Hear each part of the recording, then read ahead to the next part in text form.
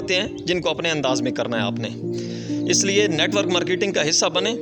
आपको 50 लाख किसी ने नहीं देना कि कारोबार शुरू करें, या 10 लाख पड़ा हुआ है शुरू करने के लिए कारोबार, नौकरी मिल नहीं रही, क्या करेंगे आप? मैं कहता हूं कि नेटवर्क मार्केटिंग के शोबे में आएँ और उसका स्टार्ट जो है आप लाइव गुड से लें और इंशाल्लाह आप बहुत ज़्यादा कमाएंगे। मुझे एक चीज़ बताएं कि लेट्स सपोज कि मैं तकरीबन ऑलमोस्ट 500 के करीब डॉलर जो है ना वो माहाना, बल्कि 500 भी नहीं, तकरीबन $600 माहाना तकरीबन कमा रहा हूँ मैं एवरेज लाइव गुड से। और प्रोजेक्ट्स मेरे जो हैं वो अलग हैं।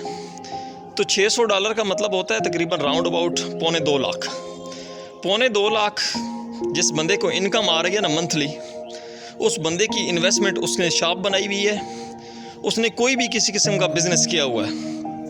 $2.25 लाख मंथली कमाने के लिए कम अज़ कम भी जो आपको अमाउंट दरकार है ना वो 30-35 लाख 40